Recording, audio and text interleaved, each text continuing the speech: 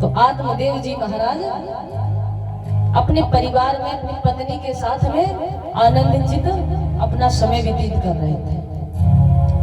तो क्या हुआ, जब धीरे धीरे अवस्था आगे बढ़ी, तीसरे चरण में पहुंचे, तो क्या हुआ, ग्रामवासी हंसने लगे आत्मदेव जी महाराज को।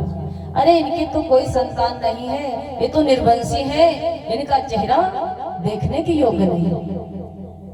अरे ब्राह्मण देवता की कोई संतान नहीं है तो हम इनका मुख देखना नहीं चाहते। अब भैया ये बात सत्य भी है, क्योंकि जिसके संतान नहीं है उसको हम नहीं कह रहे, हमारा शास्त्र कहता है कि एक बार राजा दशरथ भी गए थे देवलोक में। रामायण में चौपाई लिखी बाबा जी ने, एक बार भूपत मन माही भय ग्लान मोरे सुत नहीं। तो राजा दशरथ को कब कब ग्लानी हुई? राजा दशरथ को 3 बार ग्लानी हुई महाराज। तो पहली ग्लानी कब हुई? जब राजा दशरथ देवताओं की सभा में पहुंचे। देवताओं की सभा में जब राजा दशरथ पहुंचे हैं, जिस सिंहासन पे बैठे थे राजा दशरथ, वहां से उठ करके जब चले हैं, तो क्या हुआ, देवराज इंद्र ने समझा कि ये आसन अपवित्र हो गया है। अरे इस पे तो एक निर्वंशी राजा बैठे थे कि राजा दशरथ की कोई संतान नहीं है, तो ये आसन अपवित्र हो गया, इसको धुलवा दिया जाए। तो राजा दशरथ जिस आसन पे बैठे थे उस आसन को धुलवाया गया। अब क्या हुआ, कुछ ऐसी आवश्यकता पड़ी कि राजा दशरथ दूसरे मार्ग से जा रहे थे, फिर वही मोड़ के आ गया।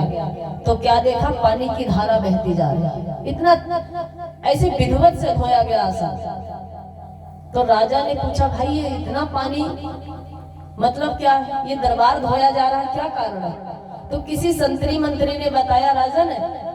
अरे क्या बताए महाराज, एक राजा आए थे, चक्रवर्ती राजा, जिनका नाम है राजा दशरथ। वो आकर के देवलोक की सभा में बैठ करके चले गए हैं, तो इसलिए उनका आसन धोया जा रहा है। तो राजा ने पूछा, क्यों धोया जा रहा है? अरे क्या बताएं राजन, वो निर्वंशी है, उनके कोई संतान नहीं है, इसलिए उनका आसन धोया जा रहा है। जिस भूमि पर बैठ गए थे वो अपवित्र हो गई, तो इसलिए वही ग्लानि आज आत्मदेव जी महाराज को हुई कि मेरे कोई संतान नहीं है, समाज मुझको हंस रहा है। तो राजा दशरथ को आगे की चर्चा में सुनेंगे, 2 जगह और कहां ग्लानि हुई सुनाएंगे आगे। तो कथा का विस्तार न करते हुए बोल गोविंद भगवान की, बोल साचे दरबार की। तो यही सोच करके आत्मदेव जी महाराज ने सोचा, हमारे कोई संतान नहीं है तो इस गांव में रहना हमारा ठीक नहीं है। अब भैया बात ये ठीक है, कहते हैं कि जहाँ पे हमारा सम्मान ना हो, जहाँ पे हमारा मान ना हो, हमारी मर्यादा ना हो, उस जमीन पे, उस घर में नहीं हमें जाना चाहिए। जिस घर में हमको कोई ना चाहता हो, उस घर में हमें नहीं जाना चाहिए। पता चला हम आपके घर में आए और आप हमें देख करके दुखित हो गए, जबकि आपको खुश होना चाहिए। लेकिन कुछ ऐसे लोग हैं कि भैया देख करके दुखित हो जाते हैं, अरे कहाँ आ गए, चाय नाश्ता पानी देना पड़ेगा। तो ऐसी भूमि पे, ऐसे घर में हमको नहीं जाना चाहिए। तो आत्मदेव जी विचार कर रहे हैं, जब हमारे कोई संतान नहीं है तो हमारा इस गांव में सम्मान समाप्त हो गया है, तो हम इस गांव में नहीं रहना चाहेंगे। तो इसलिए आत्मदेव जी महाराज विचार कर रहे हैं कि हम वन को चले जाएंगे, तपस्या कर रहे हैं। तो अड़ोसी पड़ोसी भैया भी ऐसे होते हैं कहीं कहीं के, कि अगर आप किसी चीज से परेशान हैं तो पड़ोसी उसका फायदा बहुत जल्दी उठाते हैं। तो पड़ोसी कहने लगा, अरे वो ब्राह्मण देवता, आप तो सबका कष्ट का निवारण करते हैं, आप तो घर घर कथा सुनाते हो, किसी के नवग्रह पुजवाते हो, तो किसी का शांति पूजन कराते हो, किसी में श्रीमद् भागवत कथा सुनाते हो, और आपके घर में जो कष्ट है उसका निवारण आप नहीं कर पा रहे हैं। अरे देखो कोई बात नहीं, आपके संतान नहीं थी तो कोई बात नहीं, लेकिन अब तो आपके घर में जो पेड़ है ना, इन पेड़ों ने भी फल देना बंद कर दिया। और आपके घर में एक गौ माता बंधी, उसके भी कोई संतान नहीं। तो कौन सा आपने पाप किया था? अब ब्राह्मण देवता क्या सोचें, क्या जवाब में दें? तो इसलिए ब्राह्मण देवता सोचते हैं अब मैं इस गांव में नहीं रहूंगा, मैं वन को चला जाऊंगी, तपस्या कर लूंगा, लेकिन इस गांव में मुंह नहीं दिखाऊंगा। ये सब भैया प्रभाव क्यों ऐसा था कि जो आत्मदेव जी महाराज थे, उनकी पत्नी का नाम है धुंधली देवी। तो धुंधली देवी कभी संतों का सम्मान नहीं करती थी, किसी महात्मा को भोजन नहीं कराती थी, किसी भक्त का आदर नहीं करती थी। तो उन्हीं के प्रभाव से आज ब्राह्मण देवता की कोई संतान नहीं है। तो ब्राह्मण देवता वन को चलने लगे। पत्नी ने पूछा, स्वामी कहाँ जा रहे हो? तो अरे कुछ नहीं देवी, मैं इस ग्राम में नहीं रहूंगा, मैं वन को चला जाऊंगा, तपस्या करूंगा, लेकिन अपना मुंह नहीं दिखाऊंगा। और दिखाऊंगा कब? जब मुझे कहीं संतान प्रभु दे देंगे तब। तो इसलिए आज आत्मदेव जी महाराज वन को प्रस्थान किए, जंगल में जाकर के तपस्या करने लगे। जंगल में तपस्या करते करते कुछ समय व्यतीत हुआ। क्या हुआ? एक दिन आत्मदेव जी महाराज बड़ा दुखित हुए, तो सोचने लगे जिसका संसार में कोई नहीं है, उसका तो एक ही हो सकता है, परम पिता परमात्मा। अरे जिसने मुझको जन्माया है, तो क्यों ना मैं आज उस परम पिता परमात्मा को हृदय से बुलाऊं। तो आज आत्मदेव जी महाराज कैसे बुला रहे हैं? सभी भक्त बुलाएंगे भगवान को।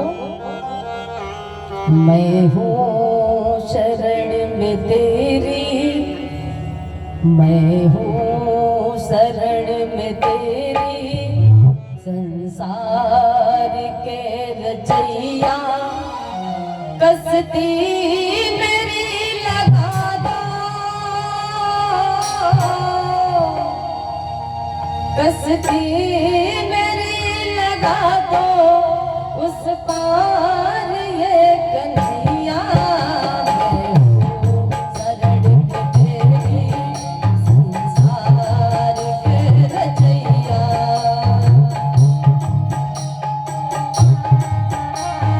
तेरी संसार के रचैया, कसती मेरी लगा दो,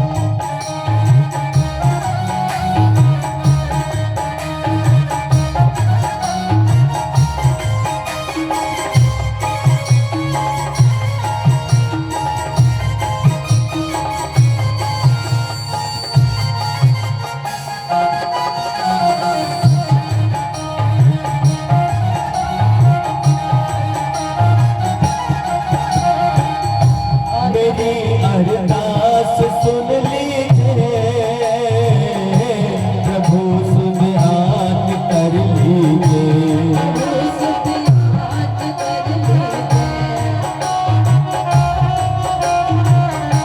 मेरी अरदास सुन लीजिए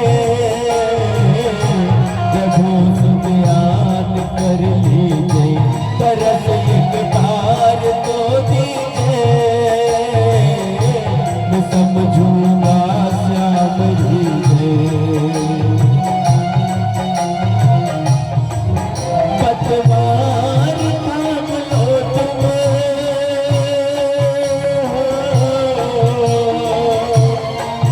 पतवार थाम लो तुम, मझधार में मैया, शरण तेरी रचैया कस्ते मेरी लगा दो उस पार वो कन्हैया मैं हूँ शरण तेरी संसार के रचैया।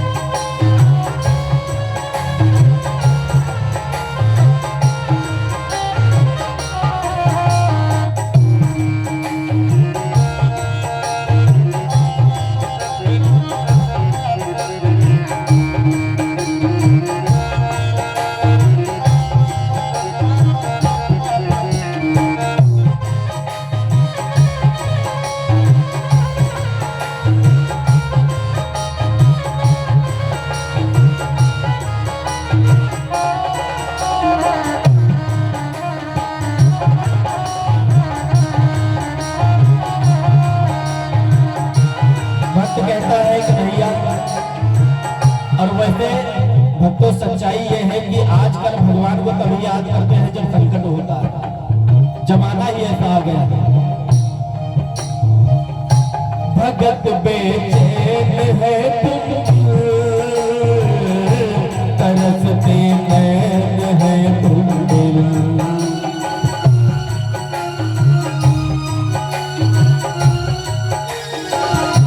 भगत बेचैन है तुम दिल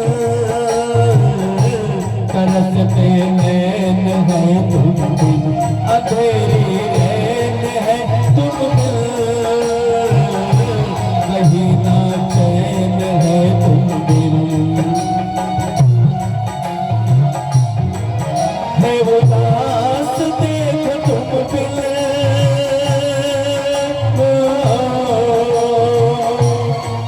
है वो दास देखो तुम बिल, छोटी ग्वाल मैया मैं हूँ शरण तेरी संसार के रचैया कस्ते मेरी लगा दो उस पार है कन्हैया मैं हूँ शरण तेरी संसार के रचैया।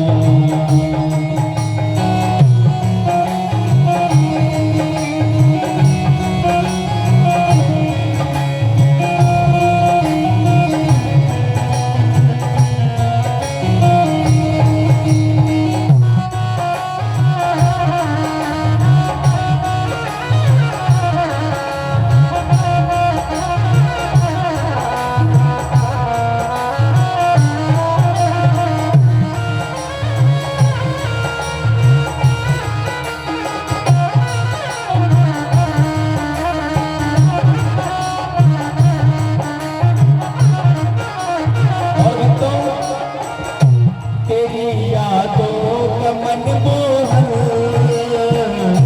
जो दिल में उमड़ा है सावन,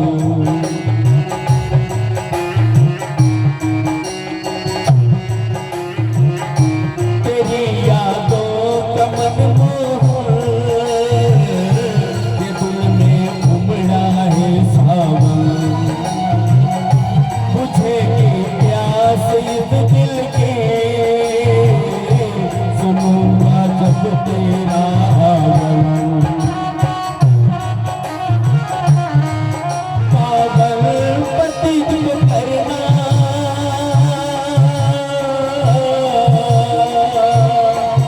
पागल पति जो करना जगदीश वो कन्हैया मैं हूँ शरण तेरी संसार के रचैया कस्ते मेरी लगा दो कस्ते मेरी लगा दो उस पार वो कन्हैया मैं हूँ शरण तेरी संसार के रचैया मैं हूँ शरण तेरी संसार के रचैया। बोल गोविंद भगवान की, बोल साचे दरबार की। आज आत्मदेव जी महाराज बड़े दुखी मन से प्रभु को बुला रहे हैं। कहते हैं ना, दुख में सुमिरन सब करें। जब दुख आता तो सब बुलाते हैं। दुख में सुमिरन सब करें और सुख में करे ना कोई। जो सुख में सुमिरन करे तो दुख काहे को, है ना। अगर दुख में व्यक्ति बुला सकता तो क्या सुख में नहीं बुला सकते? बुला सकते हैं, लेकिन क्या है, सुख में हम परमात्मा को भूल जाते हैं, है ना। सुख में व्यक्ति भूल जाता है। अब जब दुख आता है तो कहता हूं तो कोई सहारा नहीं, प्रभु आप ही आ जाओ। कब प्रभु को बुलाना है। तो इसलिए आज आत्मदेव जी महाराज ने, अच्छा दुख किसने मांगा है? दुख एक ऐसी शक्ति नारी हुई है जिसने मांगा था। मालूम है किसने मांगा था? सबरी ने नहीं मांगा। सबरी दुख कहाँ मांगी? वो तो बोलती बोल बोल कागा मेरे राम कब आएंगे। वो तो कहती भगवान को बुला रही है, लेकिन किसने मांगा?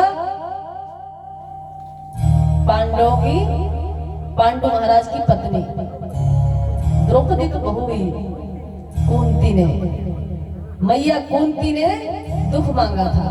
कब? जब महाभारत का युद्ध हुआ। जब महाभारत का युद्ध हुआ और भगवान कन्हैया अपनी लीला को समाप्त करके जब जाने लगे तो सब भगवान की चरण वंदना करने लगे। तो कोई कहता है अरे तुम परमात्मा हो, कोई कहता है अरे नहीं तुम जगत पिता हो, अरे केशव तुमने कैसे युद्ध करवा दिया, कौरवों की इतनी बड़ी सेना कैसे मर गई।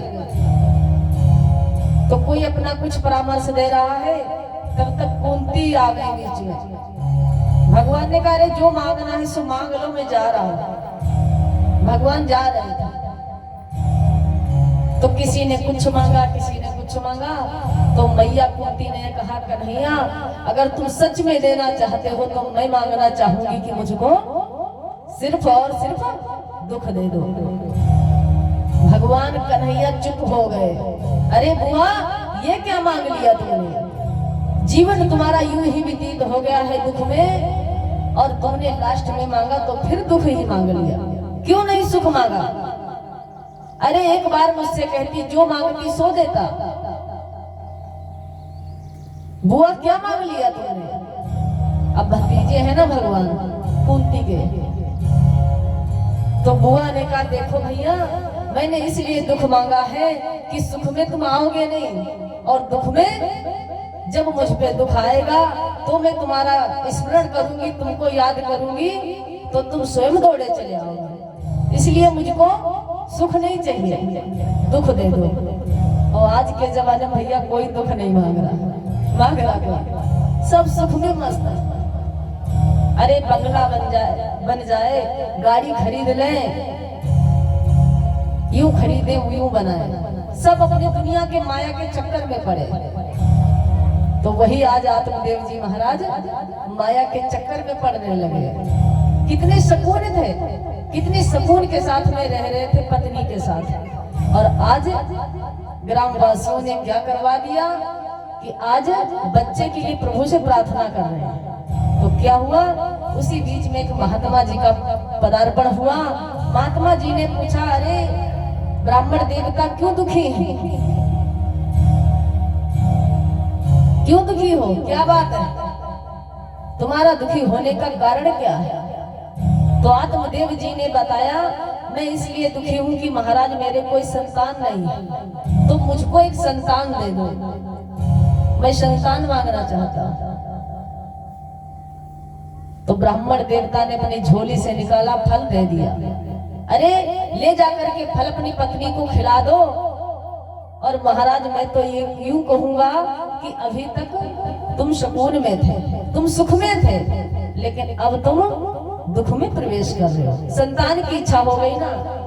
मैंने शाम को भी बताया था कि बच्चों के लिए आप परेशान हैं, लेकिन वही बच्चे आपकी परेशानी आगे चल के और बढ़ाएंगे कि कल तुम मेरे लिए परेशान थे कि मैं नहीं था, और आज जब मैं पैदा हो गया हूं तो तुमको दुगना दुख दे रहा हूं।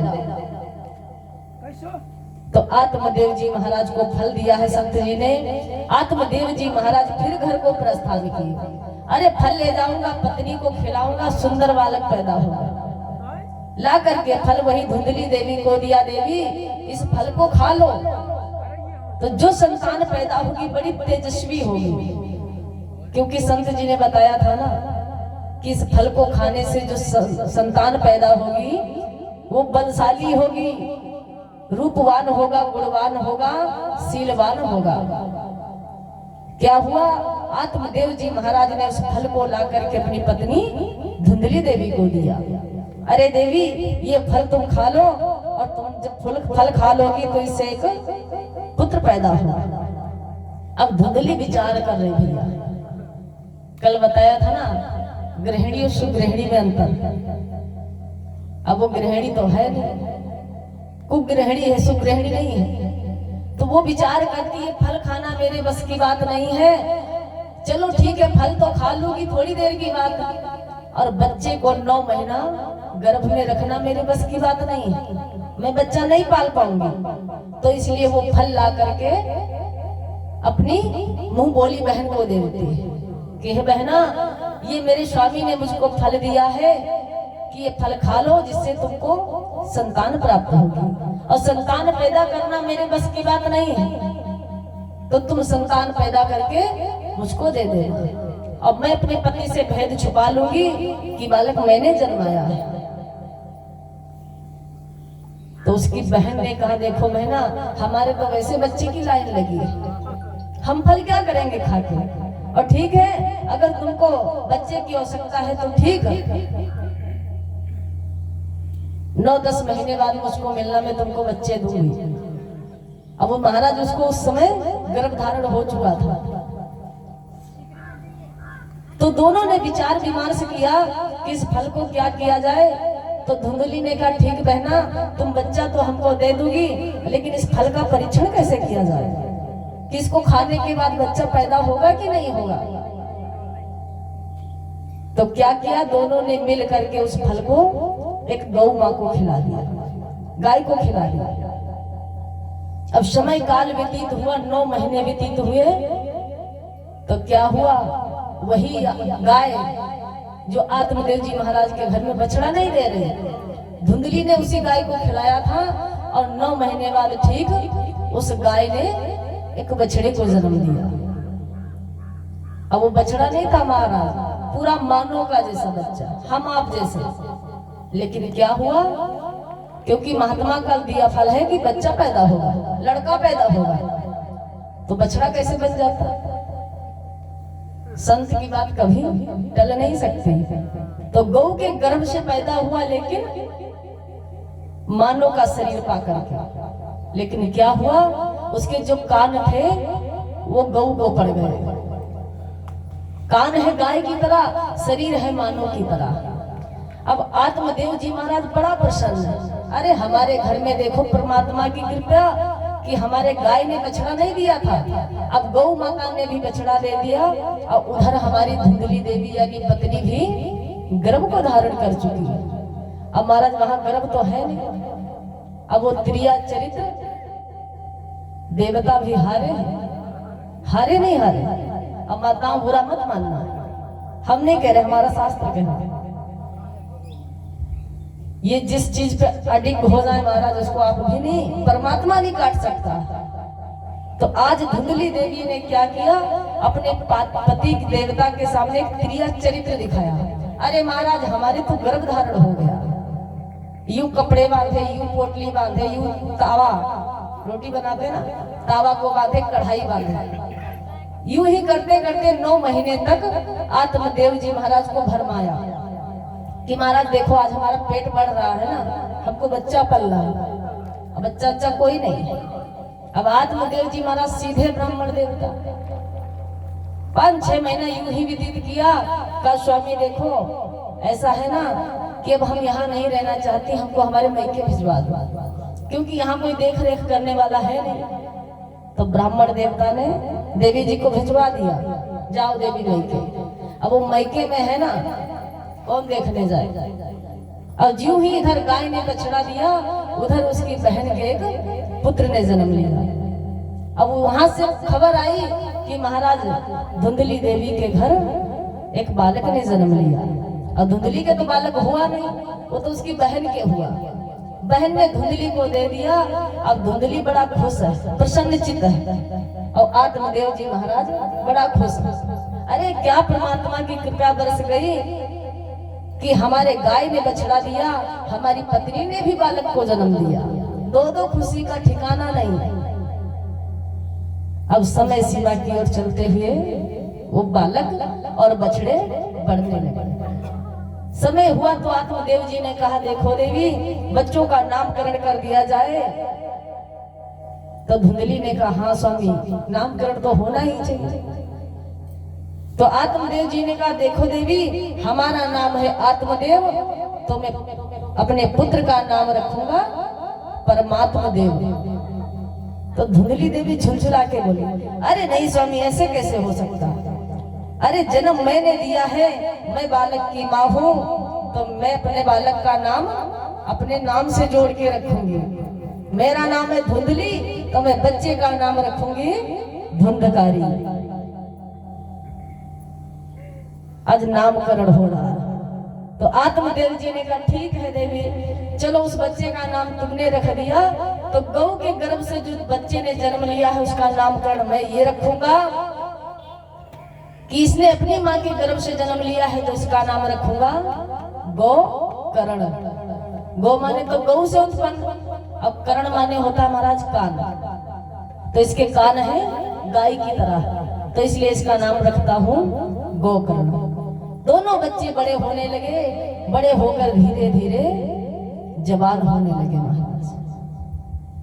अब बच्चे जवान हो गए, कहते ना जवानी में जोश ज्यादा होता, होश महाराज बहुत कम।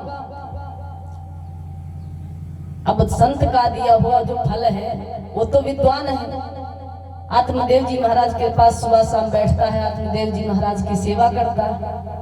और जो धुंधकारी है उसके आचार विचार वैसे ही है। अब वही धुंधकारी धीरे धीरे बड़ा होकर मांस मदिरा का सेवन करने लगा, वेश्याओं के अड्डे पे जाने लगा। बहुत प्रयास किया आत्मदेव जी महाराज, बेटा ऐसा मत करो, गलत रास्ते पे मत जाओ, लेकिन धुंधकारी नहीं माना। और कहा, महाराज बच्चे के बिगड़ने के असर पूरे पूरे कब होते हैं? जब माँ का पूरा पूरा बच्चे पे असर होता। समझ लेना बच्चे की पहचान कि जो बालक फुल माँ के, वैसे तो माँ प्रथम गुरु है महाराज, माँ से बढ़ के दूसरा कोई गुरु नहीं है, लेकिन क्या है इनकी गलती नहीं है, तो अपना लाड़ प्यार दिखा रहे हैं। अरे बच्चा हमारा बड़े दिनों के बाद प्राप्त हुआ, लेकिन फिर भी देखा कि जो ज्यादा बच्चे लाड़ प्यार से पलते हैं, अब माता के पावर में क्या कहने की बात है, पिताजी से पैसे मांगे तो नहीं मिले, अब माता जी के पास गए रोने लग गए, अरे माता जी हमको पैसा दो। तो अब माता तो माँ है, माँ का हृदय क्या कहने की बात। तो माता जी ने कहा ठीक है, अब छुपा के चोरी करके थोड़े बहुत रखे होंगे, तो एक दो निकाला दे दिया, जाओ बेटा पिताजी को मत बताना, काम चलाओ। दे देती थी ना, देती थी बच्चों को, क्या बात बता रही, हम दे देते हैं। ऐसे बच्चों को छुपा करके देती थी धुंधली, और धीरे धीरे वही बच्चा गलत मार्ग पे चला गया।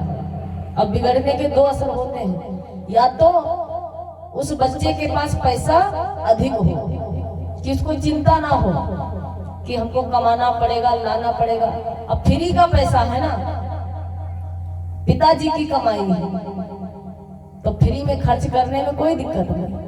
अब व्यक्ति जब स्वयं पैसा कमाता है फिर खर्च करता है, तब उससे पूछो, तब वो कंजूसी से खर्च करेगा। और आत्मदेव जी महाराज की कमाई को आज धुंधकारी यूं ही लुटाने लगा, उसकी कमाई नहीं है।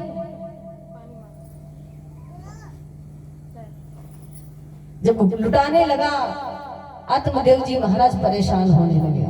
कहा था ना महात्मा जी ने कहा, अभी तुम सुखी हो, लेकिन जब संतान पैदा होगी तब दुखी हो जाओगे। होता है मतलब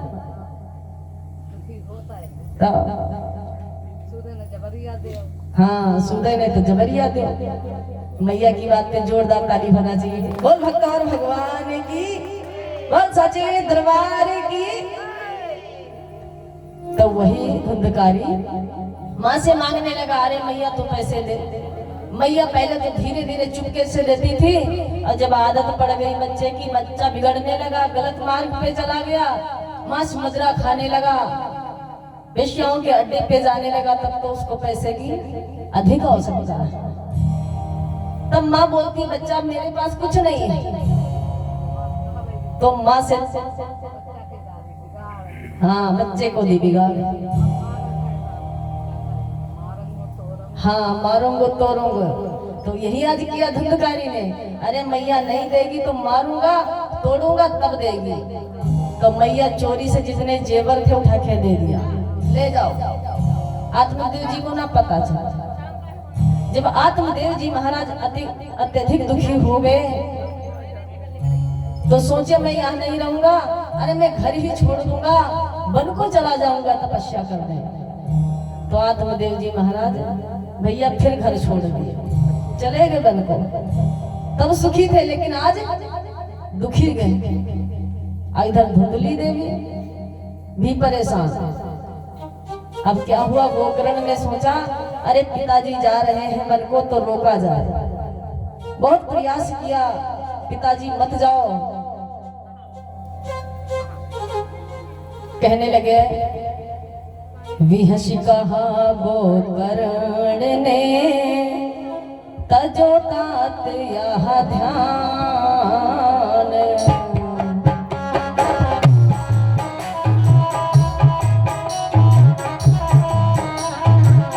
होती है संसार में ऊंच नीच संतान।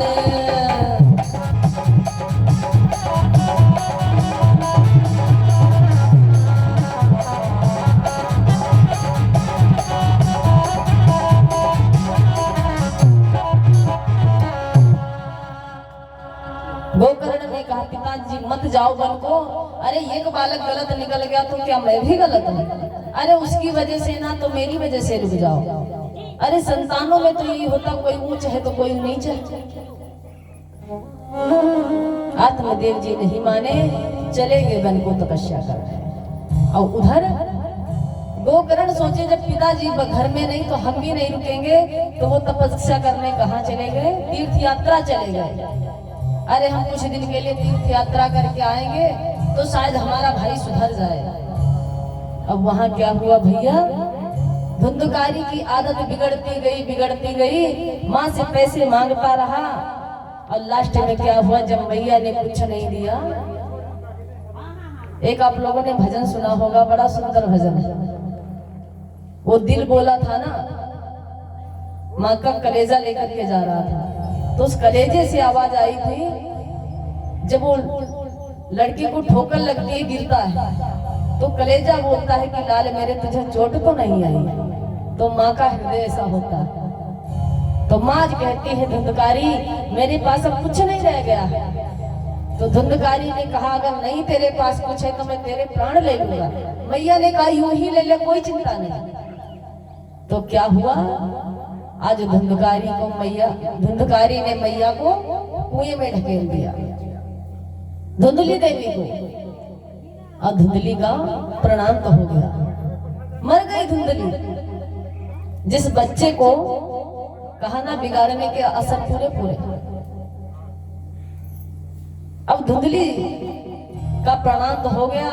अब इधर क्या कहने के भैया, खुली हवा में अब तो कोई कहने वाला नहीं। पिताजी वन को चले गए, भैया तीर्थ यात्रा चले गए, मैया प्राणांत हो गया, मर गई। अब तो अकेला हो गया। अब फिर धुंधकारी वेश्याओं के अड्डे पे जाने लगा, फिर बढ़ गई उसकी लत। वेश्याओं ने भी विचार किया, धीरे धीरे पूंजी जितनी थी ना मेरे पास जमा हो चुकी, अब इसके पास कुछ नहीं है, तो अब इसकी आवश्यकता मेरे पास नहीं है। अरे इसने अपनी माँ को मार दिया तो कहीं ऐसा ना हो किसी दिन हमको भी मार डाले। वेश्याओं ने विचार किया, अरे बहना ऐसा करते हैं ना, इसको यहाँ मत आने दो, अगर यहाँ आएगा तो हमारे ऊपर खतरा है। तो इसलिए वेश्याओं ने विचार विमर्श बनाया कि क्या किया जाए, अगर ये नहीं मानता है तो इसको भी मार दिया जाए। जैसे ये विचार करते हैं, वेश्याओं ने यह देखकर मन में किया विचार, अब खा जाएगा एक दिन इस खल का व्यवहार, अगर इससे व्यवहार जोड़ती रहोगे, आता जाता रहेगा तो एक दिन हमको डुबो देगा।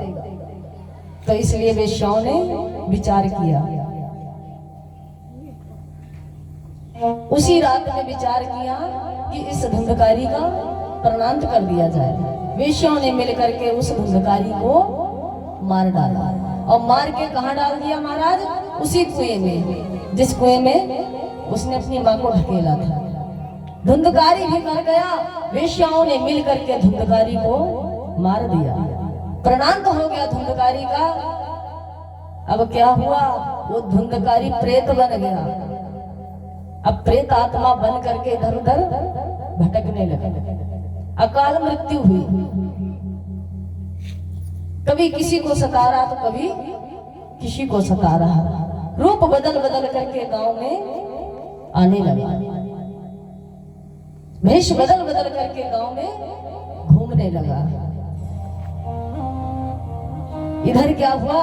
कुछ समय व्यतीत हुआ तो गोकर्ण ने सोचा बहुत समय हो गया हमें अपने घर से निकले हुए, तो क्यों ना अब हमको अपने घर जाना चाहिए।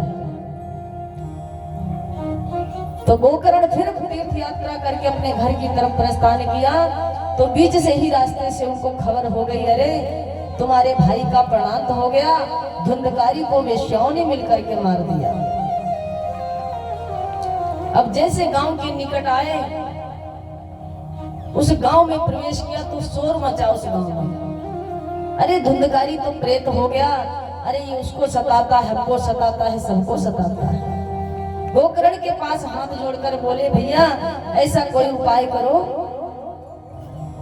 जिससे गोकर्ण अगर कोई कार्य करोगे तो तुम्हारे भाई को मुक्ति मिल जाएगी, जिससे ये हम सभी को नहीं सताएगा।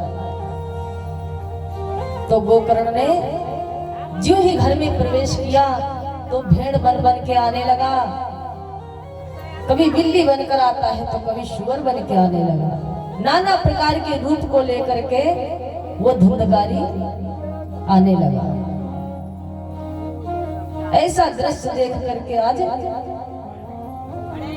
परेशान हो गए गोकर्ण ने। तो गोकर्ण ने विचार किया, ठीक है भाई,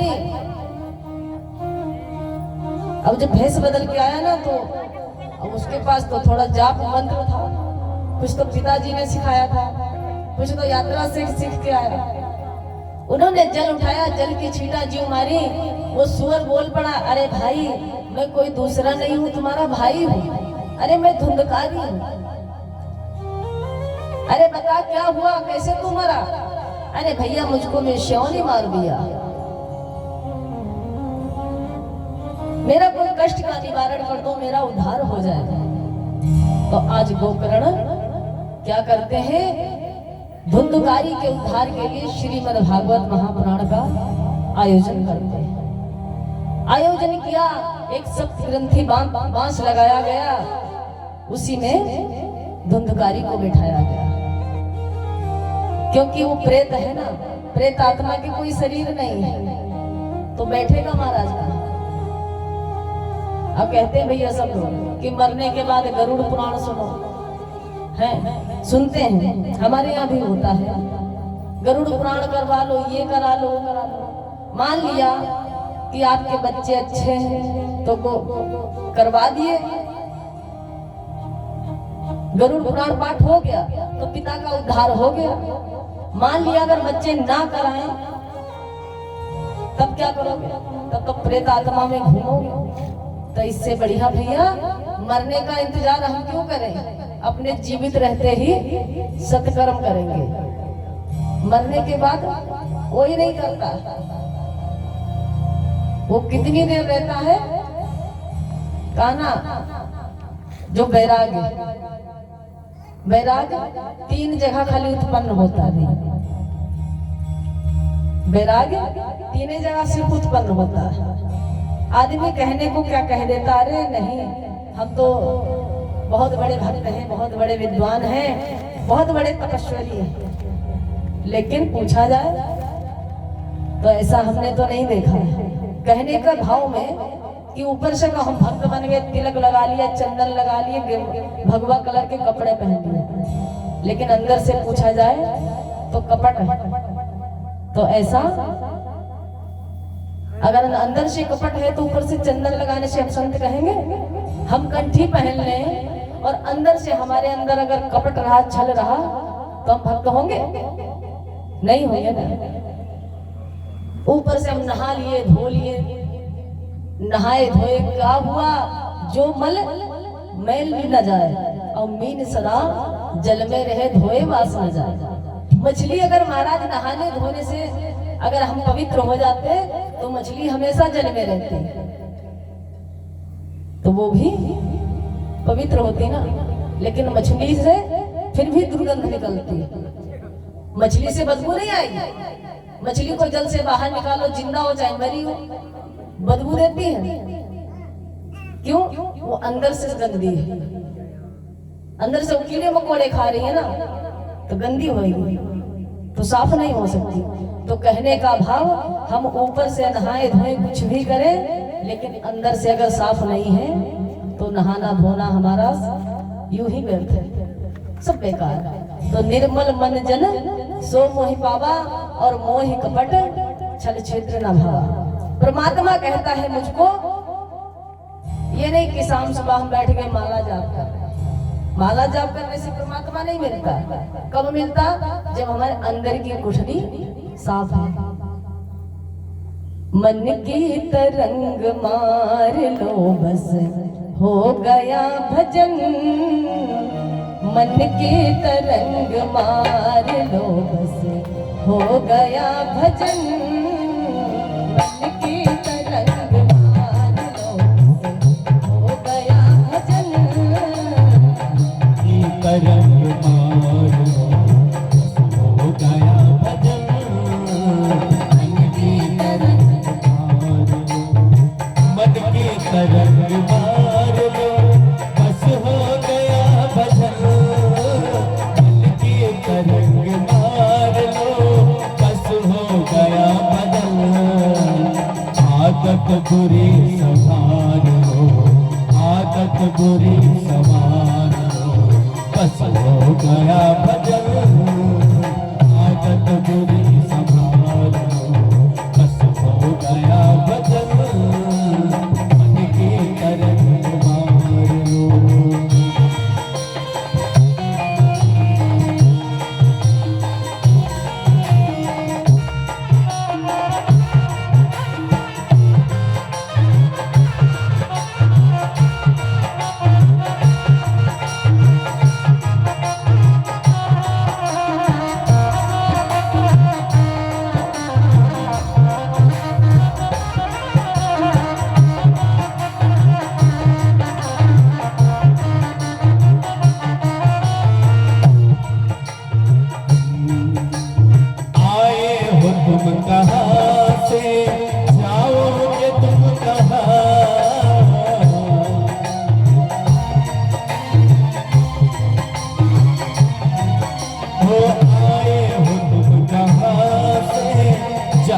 कि तुम कहाँ,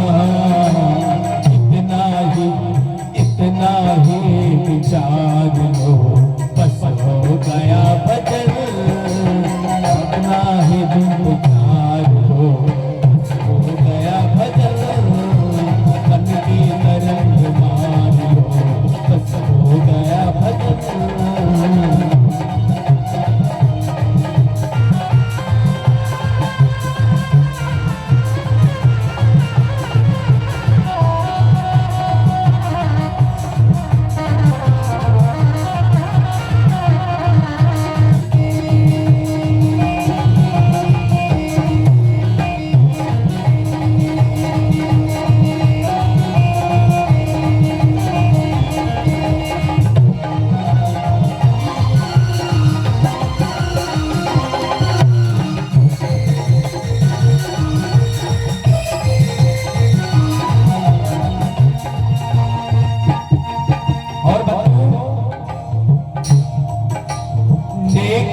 सभी के साथ में बन जाए तो करो, नेकी सभी के साथ में,